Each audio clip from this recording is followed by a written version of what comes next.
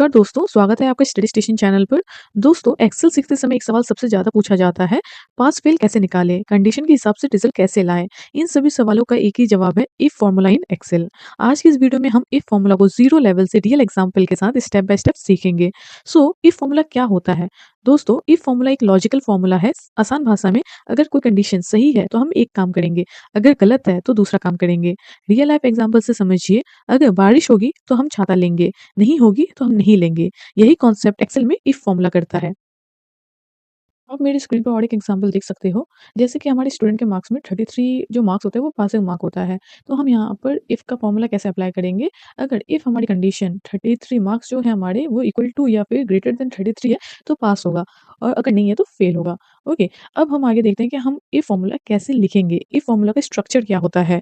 तो if formula लिखने का जो तरीका होता है वो हमारा होता है इक्वल टू इफ कंडीशन, फिर हमारा कॉमा आएगा, वैल्यू इफ ट्रू लिखेंगे, फिर कॉमा आएगा, वैल्यू इफ फॉल्स। अगर जो वैल्यू ट्रू है वो पहले लिखेंगे और जो फॉल्स है वो बाद में लिखेंगे और ब्रैकेट को क्लोज कर देंगे। अब हम इसे वर्ड बाय वर्ड समझते हैं। इसमें कंडीशन क्या होता है? कंडीशन शर्त को कहा जाता है जिसे हमें चेक करना है।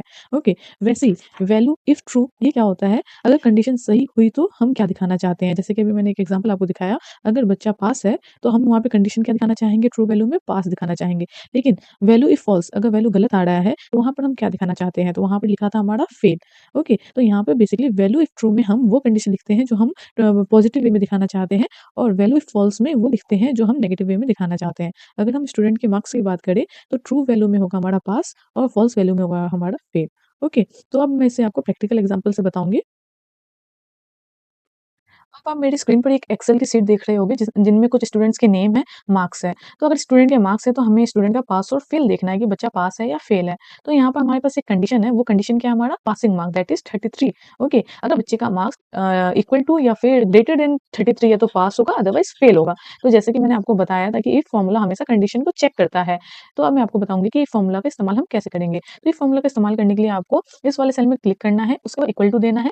इक्वल टू देने के बाद आपको इफ लिखना है। जैसे आप इफ लिखोगे यहाँ पर आ जाएगा, इस पर आपको डबल क्लिक कर लेना है। जैसे क्लिक करोगे यहाँ पर आपको सिंटेक्स देखने को मिलेगा। तो इस सिंटेक्स के अकॉर्डिंग आपको यहाँ पर लिखते जाना है। जैसे लॉजिकल टेस्ट, हमें किसका लॉजिकल टेस्ट करना है? हमें इस नंबर का लॉजिकल टेस्ट करना है। ये हमारा कंडीशन है, तो हम इसको सिलेक्ट करेंगे। सिलेक्ट करने के बाद हमारा लॉजिकल टेस्ट के लिए कंडीशन क्या है? दैट इज 33 ना। तो ग्रेटर देन और इक्वल टू हम यहाँ पर लिखेंगे 33। ओके, ये हमारा क्या है? कंडीशन है। उसके बाद हम यहाँ पर कॉमा देंगे। उसके बाद डबल कोट्स के अंदर हम क्या लिखेंगे? अगर ये कंडीशन हो रहा है तो बच्चा क्या है? हमारा पास है।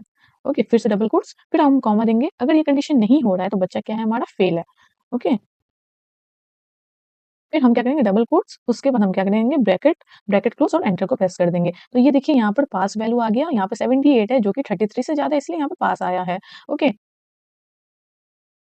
अब हमें सब में फॉर्मूला अप्लाई करने की ज़रूरत नहीं है। आपको यहाँ पर सिंपली ये ग्रीन डॉट दिख रहा होगा, इसको आपको सिंपली करके ऐसे ड्रैग कर देना है। जैसे ही आप ड्रैग करोगे, यहाँ पर सबका रिजल्ट आपके सामने आ जाएगा। आप ये देखिए 29 क्या है हमारा? लेस देन 33 है, इसलिए यहाँ पर फेल आ रहा है। फिर आप नीचे यहाँ पर देखिए 27 भी फेल आ रहा है क्योंकि ये लेस देन 33 है। तो इस तरीके से आप इफ फॉर्मूला की मदद से आसानी से पास और फेल निकाल सकते हो।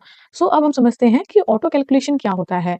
सो जैसे कि अगर मैं आपको एक एग्जाम्पल से बताऊँ, यहाँ पर अमित का नंबर है 78 जो कि पास है क्योंकि ये 33 से ज़्यादा है। अगर मैं यहाँ पर अभी नंबर को चेंज करूँ दैट इज़ 20, तो आप यहाँ पे देखिए फेल आ गया। इसका मतलब है ये जो इफ फॉर्मूला होता है ये डायनामिक होता है। जैसे डेटा बदलेगा आपका रिजल्ट भी बदल जाएगा। ओके, सो अगर आपको ये इफ फॉर्मूला समझ आया हो तो प्लीज़ लाइक करें, वीडियो को शेयर करें और चैनल को सब्सक्राइब करें, और कमेंट में आप लिखिए कि आपको नेक्स्ट क्या एक्सेल फॉर्मूला सीखना है।